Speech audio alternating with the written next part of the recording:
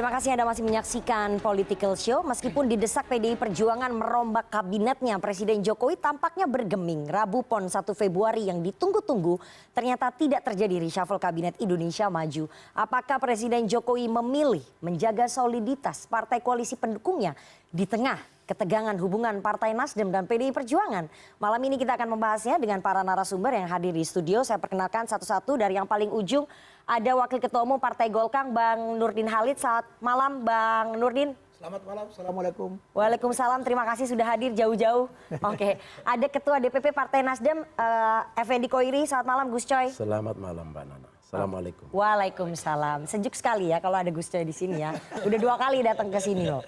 Ada politisi sekaligus juru bicara dari PDI Perjuangan, Bang Rifki Karsayuda. Selamat malam, Bang Rifki. Malam, Assalamualaikum. Jadi PDI Perjuangan itu sudah menyusun daftar juru bicaranya yang muda-muda. Salah satunya adalah Bang Rifki. Waalaikumsalam. Dan masih bersama dengan Direktur Eksekutif Carta Politika, Mas Yunarto Wijaya. Selamat malam, Mas Soto. Selamat malam, Nana. Dan bergabung juga melalui sambungan virtual Badan Eksekutif Mahasiswa Universitas Sriwijaya. Ini teman-teman pemilih muda yang punya hak suara 60% dalam pemilu 2024 nanti, berhak untuk bisa mengkritisi ataupun bertanya kepada para narasumber karena kalian bayar pajak juga, yang pajaknya itu diberikan untuk membayar gaji para menteri. Jadi apakah perlu reshuffle kabinet? Nah, kalian bisa bersuara, kalian bisa memberikan kritik kepada partai-partai koalisinya Pak Jokowi di sini. Saya mau pertama kali ke PDI Perjuangan dulu. Bang Rifki, nah Rabu Pon 1 Februari udah lewat. Ternyata desakannya PDI Perjuangan ini sepertinya tidak didengar sama Presiden Jokowi. PDI Perjuangan merasa tidak diakomodasi oleh Presiden Jokowi, makanya nggak ada reshuffle kabinet. Presiden Jokowi dan saya dan kader-kader PDI Perjuangan yang lain itu sama. Oke. Kami berada dalam satu rumah. Pola komunikasi kami dalam satu rumah tentu sangat baik. Secara moral dan konstitusional, kami bertanggung jawab kepada pemerintahan ini karena bukan hanya sebagai partai pengusung Pak Jokowi 2014-2019, kami juga diberikan mandat oleh rakyat sebagai partai pemenang pemilu dalam 2 pemilu terakhir. Sehingga dalam posisi itu kami tentu harus terus melakukan pengawasan kepada pemerintahan ini, kepada presiden, kepada para pembantu presiden, dan secara internal kami memberikan report secara berkala kepada presiden terkait dengan kinerja-kinerja para pembantu presiden. Salah satu indikator yang kami gunakan untuk melihat kinerja para pembantu presiden di kabinet itu adalah kami menggunakan mata telinga 128 anggota fraksi PDI Perjuangan di DPR RI yang bertugas di seluruh alat kelengkapan dewan. Kami memiliki fakta, data, dan seluruh instrumen untuk menyatakan bahwa pengawasan yang kami lakukan itu bukan berdasarkan atas kebencian, tapi berdasarkan atas data. Ambil contoh misalnya. Pernyataan Pak Jarod Saiful Hidayat. Beliau adalah Ketua Dewan Pimpinan Pusat Partai, sekaligus kader partai yang ditugaskan di Komisi 4 DPR RI. Komisi 4 DPR RI itu mitra kerjanya salah satunya adalah Kementerian LHK dan Kementerian Pertanian. Kebetulan 2 menterinya dari Partai Nasdem. Jadi itu kebetulan ya? Kebetulan dari Partai Nasdem. Kalau kita ikuti RDP, rapat dengar pendapat Komisi 4 DPR RI dengan 2 menteri itu banyak sekali catatan yang diberikan bukan hanya oleh PDI Perjuangan, tapi oleh hampir seluruh fraksi di DPR RI. Ambil contoh, ada proyek-proyek strategis nasional yang merupakan direktif dari Presiden. Presiden misalnya menugaskan kepada Menteri Perhubungan untuk memindah pelabuhan dari Sungai Musi di Palembang menjadi pelabuhan samudra. Agar kemudian pelabuhan itu bisa lebih kompetitif, menjamin bagaimana hilirisasi, industrialisasi, dan seterusnya. Lokasi yang ditentukan oleh Kementerian Perhubungan sesuai dengan direktif Presiden itu berada di kawasan hutan.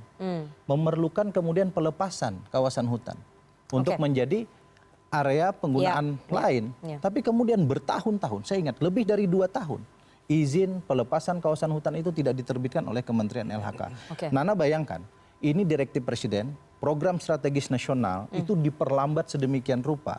Bayangkan kalau kemudian pengajuan izin itu dilakukan oleh badan swasta murni, bukan dalam konteks proyek-proyek strategis nasional. Jadi PDI Perjuangan sekali lagi tidak mendasarkan statementnya pada kebencian. Oke. Kenapa kami mengusulkan reshuffle? Karena kami melihat dari kinerja dan indikatornya jelas. Oke, dari 128 anggota DPR fraksi PDI Perjuangan itu melihat data hanya 2 menteri Nasdem saja yang kemudian kinerjanya buruk. Tidak. Ada menteri lain, kenapa yang menteri-menteri disebut di lain. publik itu hanya 2 dan kebetulan itu dari Partai Nasdem? Pak Anda katakan? Jarod ditugaskan di Komisi 4 DPR RI. Ya beliau menyampaikan apa yang beliau lihat, apa yang beliau saksikan dan fungsi pengawasan yang melekat pada diri beliau. Jadi saya ingin menjelaskan pada forum yang baik ini. Tadi Nana membuka acara kita dengan mengatakan bahwa PDI Perjuangan mendorong reshuffle karena ada deklarasi calon presiden Anies Baswedan. Itu pernyataan Pak Jarod Saiful Hidayat di kantor DPP PDI Perjuangan mengatakan bahwa salah satunya selain faktor kinerja adalah faktor politik karena Partai Nasdem mendeklarasikan Anies Baswedan sebagai bakal calon presiden. Itu pernyataan resmi dari Ketua DPP Anda, Pak Jarod. Pak Jarod mengatakan ada faktor politik, ada faksun politik, ada etika politik. Oke. Kita berada dalam satu ruang koalisi yang sama di pemerintahan dan di parlemen. Oke. Tentu mestinya segala keputusan-keputusan penting dalam konteks politik kita diskusikan bersama. Ada silaturahmi politik yang harus kita lakukan, komunikasi politik yang kita lakukan. Kalau kemudian fatsun-fatsun itu dilanggar sebagai dalam tanda kutip pimpinan Fatsun dan yang mana ini yang dilanggar? fatsun komunikasi. Oke. Kalau komunikasi kenapa nggak komunikasi dulu ke Nasdem? Kenapa harus terbuka keluar? Loh, kenapa Nasdem juga tidak komunikasi dulu dengan baik-baik dengan kami? Kan bisa dibalik juga begitu. Oke.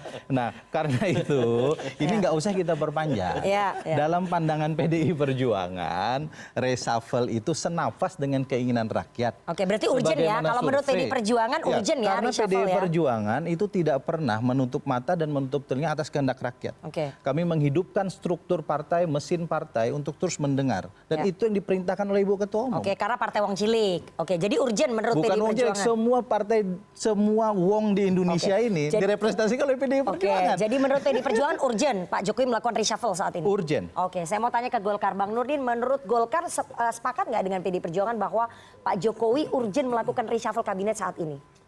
Jadi reshuffle itu dalam konteks pemerintahan adalah hak daripada kepala pemerintahan oleh presiden untuk mengganti, merombak, membenahi Oke. daripada pemerintahannya. Kalau saya berpandangan bahwa saat ini sampai kepada masa periode Pak Jokowi Oktober 2024 itu sudah sangat riskan untuk melakukan reshuffle. Kalau pendekatannya yang disampaikan tadi oleh Sudah sangat riskan. sangat riskan. Kenapa? Karena sekarang ada 2 faktor yang perlu dipertimbangkan oleh Presiden. Pertama adalah kita saat ini menghadapi sebuah situasi yang katanya tidak menentu. Itu krisis global. Ya. Banyak hal yang harus dibenahi dalam negeri. Oleh karena itu perlu kestabilan.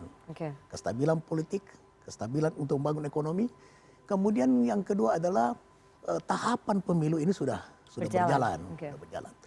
Tapi kalau pendekatannya kinerja, itu adalah hak murni Presiden untuk memperbaiki daripada kinerja pemerintah. Itu adalah hak Presiden. Ya.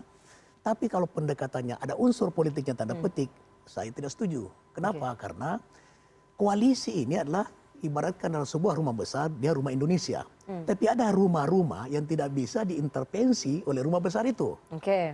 Ya.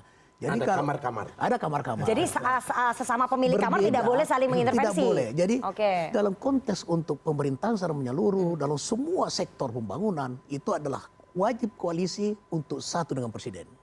Tapi dalam hal yang bersifat internal yang tidak dalam rumah besar itu adalah hak, tidak boleh diintervensi oleh siapapun. Jadi bukan soal etis tidak etis, soal hak. Ada hak yang harus diberikan kepada koalisi secara penuh, tapi ada hak yang dimiliki oleh partai yang tidak ada hubungan dengan koalisi. Nah, misalnya gini, Golkar juga sebetulnya kan sudah mendeklarasikan calon presidennya. Ya. Itu Pak Erlangga sejak 3 tahun yang lalu. Oke. Ya. Pak Prabowo juga sudah mendeklarasikan diri sebetulnya sebagai calon presiden. Nah, kenapa kemudian sekarang ini ada politisi atau publik yang mendesak kepada presiden untuk reshuffle karena faktor adanya calon presiden yang diumumkan yang memang menjadi pesaing. Oke. Masuk 3 besar dari surveinya Pak Yunarto, survei siapapun itu adalah selalu Ini maksudnya masuk. Anies Baswedan? Iya, itulah Oke. maksudnya. Langsung aja disebut. Nah, aja disebut Wah. apa-apa gitu. Nah, Karena yang dulu tapi dalam deklarasi. dinamika politik ini ada hal yang biasa. Dan menurut saya sangat sehat demokrasi kita Oke. ketika ada partai yang lebih awal menyampaikan calon presiden. Setahun yang lalu juga sudah saya menyampaikan soal Pak Ganjar kalau tidak punya rumah di rumahnya bisa ke Golkar gitu. Ya, ditampung lah sama Golkar. Bersanding sama Pak Erlangga itu setahun yang lalu.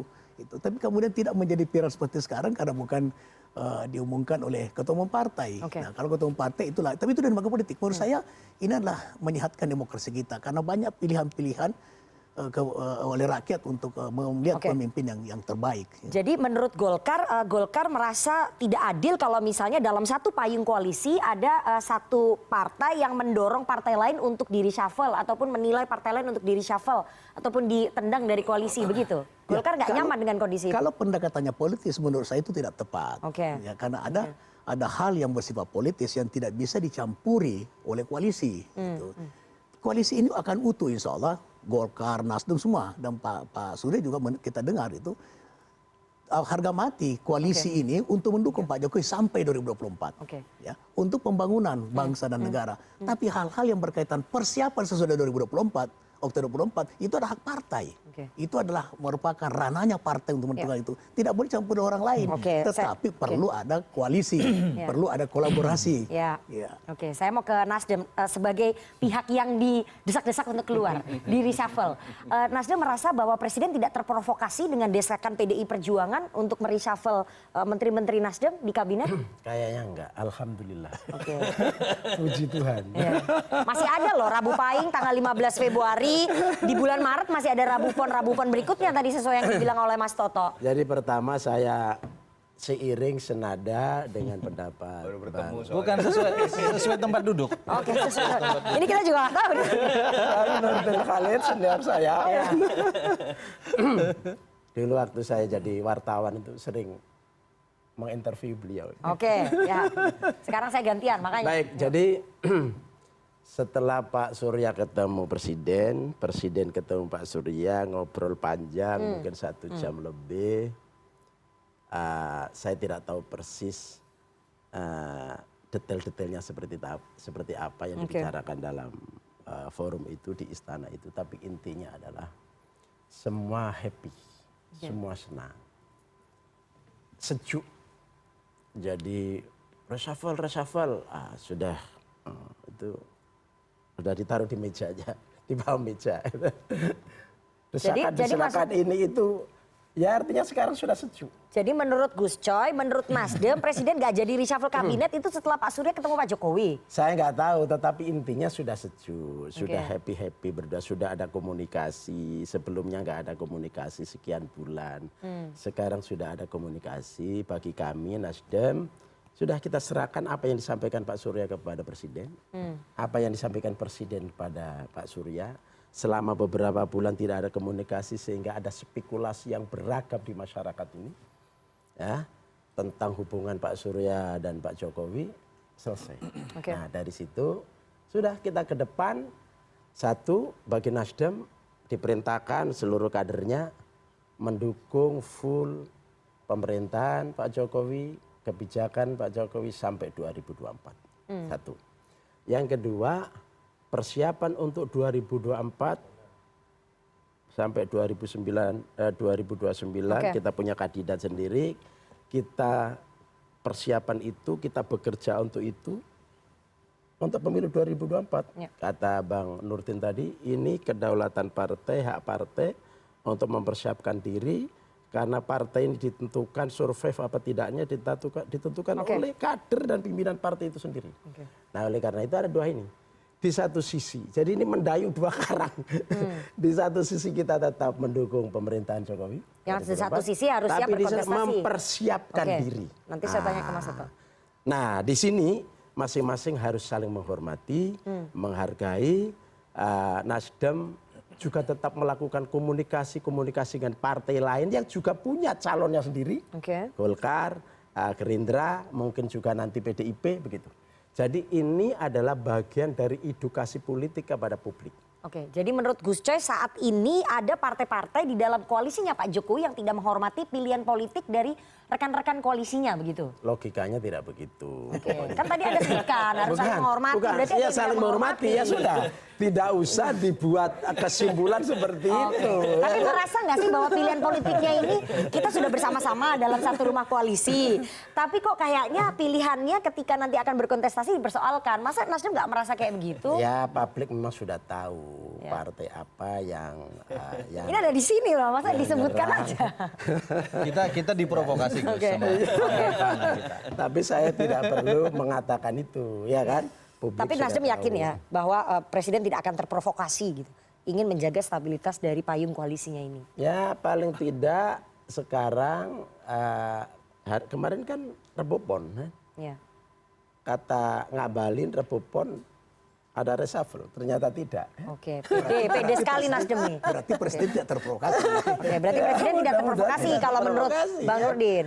Tapi terlepas dari semua itu, bagi kami pedoman di dalam Nasdem, Presiden ketemu Pak Surya itu menjadi patokan kami. Sudah. Nah, jadi garisnya adalah mendukung Jokowi pemerintahan ini sampai 2024. Kami mempersiapkan diri untuk pemilu 2024 Oke. dengan Presiden Anies Baswedan. Oke, itu pilihannya Nasdem, itu kepercayaan dirinya Nasdem. Mas Rifki, Presiden tidak terprovokasi tampaknya dengan desakan PDI Perjuangan. Padahal yang bilang udah Sekjen PDIP Mas Hasto, Ketua DPP Pak Jarod. Kalau menurut Golkar sebagai partner koalisinya PDIP dan juga Nasdem begitu ya, sebetulnya pilihan politik itu adalah hak pribadi masing-masing partai. Tidak boleh saling mencampuri, tidak boleh saling mengintervensi meskipun sama-sama dalam satu payung koalisi. Yang pertama PDI Perjuangan itu tidak pernah mengintervensi presiden, apalagi memprovokasi presiden. Tidak ada Mendesak presiden mereshuffle kabinetnya? Tidak ada bakat provokator di PDI Perjuangan. Kita punya sejarah panjang sebagai partai politik. Kita kemarin baru merayakan hari ulang tahun ke-50. Dinamika politik Indonesia kita tahu persis dan kita memahami konstruksi konstitusi bahwa kita berada dalam sistem presidensial di mana seluruh pembantu-pembantu presiden, para menteri sebagaimana ketentuan pasal 17 konstitusi itu sepenuhnya merupakan kewenangan presiden untuk membongkar pasang, mengganti dan seterusnya. Tugas kami partai politik termasuk kami-kami yang menjadi anggota DPR RI adalah melaksanakan tugas konstitusional lain. Melakukan pengawasan dan seterusnya. Satu. Yang kedua, seluruh anggota kabinet, para menteri, para pembantu presiden, ketika sudah menjadi anggota kabinet, betul merupakan bagian dari partai politik ketika dia merupakan anggota-anggota partai politik atau kader-kader partai politik. Tapi sesungguhnya dia telah menjalankan fungsi-fungsi sebagai menteri negara yang harusnya kita lepaskan dari urusan-urusan parsial kepartaian. Nah kebetulan yang menurut kacamata PDI Perjuangan yang memiliki kinerja-kinerja yang kurang positif berdasarkan data yang tadi saya paparkan. Dan tentu kalau kita paparkan lebih panjang banyak data-data yang lain, kebetulan adalah kader Partai Nasdem. Kalau kita perpanjang lagi yang lain mungkin kita akan bisa kemudian memaparkan hal-hal yang lain. Jadi kalau menteri-menteri dari PDI Perjuangan kinerjanya juga bagus menurut PDI Perjuangan? Ya kita mengevaluasi diri terus. Tapi bagus nggak? Ya kalau berdasarkan survei positif kok. Banyak survei yang mana? Termasuk surveinya Mas Toto coba dicek juga. Dan begini, elektabilitas partai itu juga kan selalu secara reguler terus dilakukan survei. Ya. Dan alhamdulillah, wa syukurillah, puji Tuhan, PDI Perjuangan itu di atas 21-22% sampai dengan sekarang. Apakah linear kemudian kinerja Menteri PDI Perjuangan dengan elektoral dari PDI Perjuangan? Salah satu yang membuat persepsi positif itu adalah kinerja Presiden Jokowi dan kinerja para pembantu-pembantu presiden yang merupakan etalase partai. Nah itu pertama. Yang kedua, kami tidak pernah mengintervensi kawan-kawan koalisi untuk mengurus rumah tangganya. Enggak pernah. Kita silahkan saja itu. Kita cuma ingin mengatakan gotong royong yang kita bangun dalam pemerintahan, gotong royong yang kita bangun dalam parlemen itu diikuti oleh sikap berbasis etika politik. Itu silahkan ditafsirkan sendiri. Kita punya indikator umum terhadap etika politik dan pemerintahan. Etika politik. Bang Nurdin, apakah kemudian merasa sebagai bagian dari partai koalisi ada anggota koalisi yang melanggar etika politik seperti yang tadi disampaikan oleh PDI Perjuangan? Koalisi ini adalah tidak hanya dalam konteks untuk pencalonan Pak Jokowi, tapi dalam konteks untuk membangun bangsa. Jadi ketika konteksnya untuk mendukung semua program visi misi Pak Jokowi, itu adalah kewajiban daripada seluruh koalisi pendukung pemerintah. Tapi dalam berbicara dalam konteks politik lain dalam persiapan untuk 2024, 2029 itu tidak ada hal etika yang dilanggar. Jadi tidak ada etika politik yang dilanggar. dilanggar. Saya sepakat dengan Nurdin. Itu ranahnya daripada partai. Undang-undang kita khusus kita mengatakan presiden dicalonkan oleh partai politik atau gabungan partai politik. Jadi itu berarti kewajiban partai politik untuk mencari seorang pemimpin yang dianggap bisa memimpin bangsa ini. Itu adalah ranahnya partai politik. Nah, tapi karena ada presidential threshold, maka perlu koalisi. Nah, tapi ketika sudah masuk koalisi, maka kewajiban daripada partai untuk mendukung visi misi presiden. Itu. Nah, etika mana yang dilanggar? Ketika Golkar misalnya 2019 itu Munasnya sudah menetapkan Pak Erlangga sebagai calon presiden. Apakah ada etika yang dilanggar? Dan apakah kita komunikasikan kepada koalisi, kepada presiden? Tidak. Nah, Gerindra sudah mencalonkan Pak Prabowo juga menteri. Yang tidak beretika menurut saya adalah kalau menterinya yang calon presiden itu sudah resmi kemudian tidak mundur. Nah itu. Jadi nanti Pak Erlangga akan mundur kalau dicalonkan. Kalau saya sebagai kader Golkar, apabila itu nanti Pak Erlangga disaksikan calon presiden, banyak orang nih Bang Nurdin. Ini episode berikut tolong dibahas. Saya wakil ketua umum ya. Kalau Pak Erlangga sudah resmi calon presiden, maksudnya cukup partai yang mendukung beliau itu sebaiknya mundur. Untuk apa? Supaya konsentrasi untuk menjadi calon presiden untuk menang. Jangan terbelah pemikiran beliau di pemerintahan dan calon masalahnya presiden. Sudah ada putusan MK yang membolehkan menteri itu cuti aja, nggak perlu mundur dari kabinet kalau mau maju capres-cawapres. Nggak apa-apa, keputusan itu tidak salah. Tapi etika moralnya bukan etika, supaya fokus, supaya jangan terbelah, ya, jangan terpecah pikiran beliau di pemerintahan, kemudian sebagai calon presiden, apalagi kita menghadapi krisis situasi yang tidak menentu. Jadi kalau Pak Erlangga sudah resmi calon presiden, saya menyarankan beliau mundur. Itu nanti episode berikutnya kita akan bahas. Kalau mundur berarti kan ada reshuffle, mengganggu stabilitas. Itu nanti itu pertimbangannya Pak Jokowi. Saya mau tanya ke Mas Sato. Mas Sato. Itu faktor lain. Itu faktor lain. Tapi begini Mbak, sedikit lagi ya. Kalau Rifki mengatakan bahwa kinerja, kita setuju untuk perbaikan kinerja pemerintah. Ada menteri yang kinerja yang kurang bagus sekali itu, tapi itu evaluasinya tidak hanya dari partai, evaluasinya dari tim beliau juga kan ada. Ada macam-macam tim yang dibentuk oleh beliau yang mengevaluasi kinerja. KPI-nya harus jelas. Oke, saya mau ke Mas Sato. Mas Sato, Anda melihat presiden belum, saya tidak bilang tidak jadi ya atau batal ya. Presiden belum mereshuffle kabinetnya Rabu PON 1 Februari kemarin, ini faktor apa? Apakah karena memang tidak ingin terprovokasi oleh desakan PDI Perjuangan, atau mungkin setelah ketemu tadi Pak Surya dengan Pak Jokowi, jadi jaraknya terlalu dekat, atau bagaimana Mas Sato? Sebetulnya ini kan bermula dari patokan yang dibuat oleh persepsi sebagian publik sendiri bahwa reshuffle pasti Rabu PON. Rabu PON ketika diuji dalam ramainya isu ini kebetulan tanggalnya 1 Februari. Lalu kemudian orang berhitung lagi 15 Februari ada Rabu Pahing, 8 Maret ada Rabu PON lagi. Ini kan asumsi yang memang sebelumnya ada patternnya ya. Artinya terlalu banyak hal-hal kompleks yang kita bisa nilai itu baik dalam analisis politik atau analisis weton tadi gitu ya. Itu yang pertama. Jadi menurut saya kita nggak bisa mengatakan kemarin terjadi sebuah kegagalan skenario. Karena skenario ini masih spekulasi dari publik sendiri gitu. Yang kedua, kenapa sih ini jadi ramai? Sebenarnya apa yang disebut dengan reshuffle ketika dimaknai dalam konteks zakon kabinet dan sistem presidensial yang sesungguhnya, ini peristiwa yang biasa saja. Seperti seorang CEO bisa memecat karyawannya kapanpun, sehari 2 kali pun bisa, sampai hari terakhir sebelum dia lengser pun bisa, ini hal yang biasa saja. Tapi faktanya, realita politiknya kan adalah kita menganut sistem presidensial yang membuat presiden menempatkan kabinet dari satu sisi itu juga bagi-bagi kursi kekuasaan. Sehingga variabelnya bukan tentang capability saja, ada C yang kedua nih, coalition. Itu yang menyebabkan reshuffle kemudian selalu lebih menarik dibahas dari sisi bobot politiknya tadi. Artinya kita nggak bisa menafikan bahwa karena kabinet sudah terbentuk karena koalisi juga, ada juga alasan reshuffle karena faktor koalisi. Jadi ada definisi tata ulang kinerja, ada definisi tata ulang koalisi.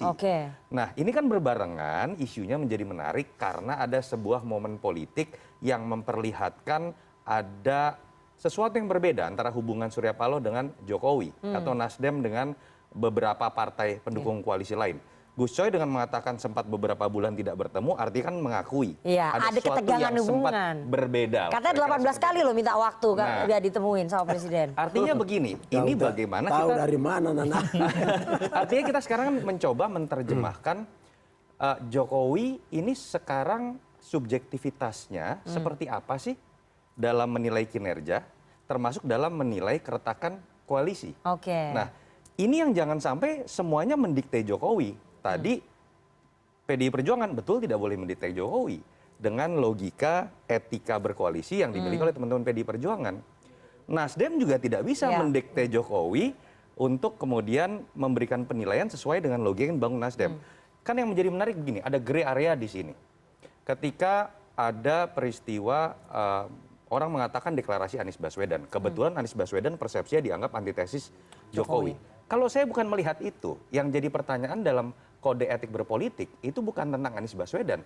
Betul Anies Baswedan porsinya sama, bobotnya sama dengan Prabowo, dengan Erlangga yang juga sudah dideklarasikan. Kebetulan Nasdem intens berkomunikasi dan sepertinya akan berkoalisi dengan dua partai oposisi. Oke. Yang jelas dalam logika tata negara, membedakan partai oposisi atau tidak itu adalah bagaimana mereka melihat rezim ini berbeda cara pandangnya dengan saya. Terbukti kok kebijakan penyesuaian harga BBM, kebijakan IKN sama. Nggak salah dong kalau kemudian ada partai lain mengatakan kalau Anda sudah intens berkomunikasi dengan dua partai oposisi, ya lebih baik Anda mundur saja. Misalnya, itu pernah ditunjukkan oleh PAN pada tahun 2018.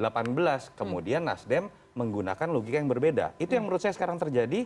Jadi kita sekarang sedang menunggu logika Jokowi ini seperti apa kira-kira? Apa yang dipakai oleh Pak Jokowi menjadi katalisator untuk mereshuffle kabinetnya begitu ya? Betul. Oke, apakah kemudian tadi analogi ataupun analisis yang disampaikan oleh Mas Toto, Nasdem bagaimana tanggapannya Gus Coy? Biasa-biasa aja. Oke.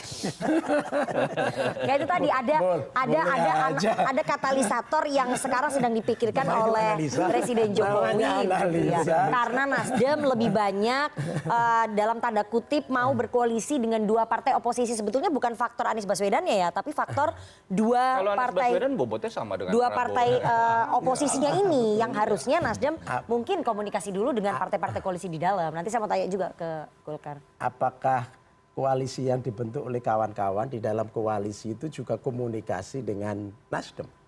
Sehingga menuntut Nasdem harus koalisi dengan mereka. Masalahnya kan Gerindra PKB satu payung koalisi, KIB satu payung koalisi. Koalisi yang kita bangun ini kan untuk kesana, untuk 2024, bukan hari ini. Nah, meskipun ini bisa ditafsiri macam-macam. Jadi satu, yang kedua, kita katanya tidak mengenal oposisi. Ya. Kan itu kuncinya. Mereka hanya di luar pemerintahan. Apa yang salah ketika membangun kerjasama dengan partai di luar pemerintahan hari ini, tapi itu konteksnya adalah 2024, bukan hari ini. Toh hari ini senantiasa kita tegaskan dan kita buktikan di lapangan bahwa tidak pernah ada DPR Nasdem mengkritik kebijakan Jokowi. Tidak ada. Komitmen termasuk sudah ditunjukkan ya. Kenaikan BBM.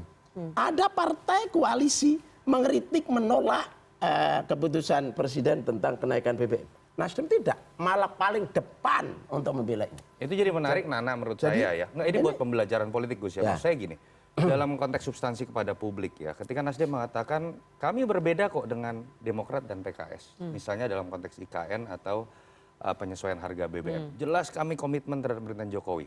Pertanyaannya buat publik adalah lalu ngapain Anda koalisi dengan dua partai yang jelas-jelas berbeda dengan Anda? Apa yang sedang Anda bawa dalam konteks nilai? Ini kan kita bukan sedang berbicara loyal atau tidak doang dengan Jokowi, tapi berbicara mengenai bagaimana pilihan sikap didasarkan pada nilai-nilai dan prinsip-prinsip bertanggung jawab pada konstituen. Ketika berubah pun selama bisa dipertanggungjawab, nggak masalah. Gitu. Kenapa nggak diutamakan dulu di dalam payung koalisinya Pak Jokowi ini? Kenapa harus keluar? Itu kan pendapat masing-masing partai. Apa yang salah? Ketika isu misalnya dua partai itu berbeda dalam konteks IKN, dalam konteks infrastruktur, itu kan sementara pendapat mereka. Kami tetap konsisten bahwa pembangunan infrastruktur oke, IKN oke. Kemudian nanti kita kerjasama 2024 dalam konteks koalisi perubahan. Di sini kan ada diskusi. Ya, substansi untuk dilakukan perubahan sebagai koalisi tiga partai ini ya, itu kan nanti kan ada perdebatan di dalam. Tapi dalam konteks keindonesiaan, bukan dalam parsial-parsial seperti ini, ya kan? Dalam konteks ke depan, ya kita harus saling menyesuaikan antara tiga partai ini. Begitu kan? Bagaimana kemudian Kami bisa mendayung di dua bertahan. karang dengan dua pilihan yang berbeda? Ini menarik sekali. Nanti kita harus teruskan, tapi harus jeda terlebih dahulu. Jangan kemana-mana, tetap bersama kami di Political Show.